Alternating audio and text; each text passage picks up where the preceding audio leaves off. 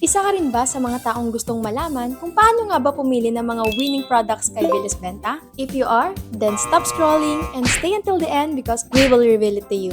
Maraming tao ang nag-aakala ng online selling ay hulaan. Trend dito, trend doon. Pero alam mo ba ang totoo? May simple formula para pumili ng panalong products lalo na kay Bilis Benta. Una, high demand. Ito ang mga products na hinahanap talaga ng tao araw-araw. At ang maganda dito, may ganitong klaseng products na agad kay Bilis Benta. From household items, organizers, essentials, school at office supplies, pet items, at marami pang iba. Ito ang mga produktong may steady demand kahit walang hype. Kung may demand na ang product, mas madali ang benta. Pangalawa, low competition. Hindi ibig sabihin walang nagbebenta. Ibig sabihin may space ka pa para pumasok. Sa Bilis Benta, madami kang products na hindi pa overcrowded sa listings. Ibig sabihin, hindi ka nakikipagsiksikan agad sa libu-libong sellers para lang makabenta. Mas malinaw ang chance mo na mapansin at makapag-posisyon ng maayos. Pangatlo, daily needs. Ito yung mga products na nauubos, pinapalitan, binibili ulit. At yes, marami rin ganitong items sa Bilis Benta. Cleaning items, storage, school supplies, home essentials, at marami pang iba. Ito ang mga produktong hindi one-time sale, kundi may repeat buyers.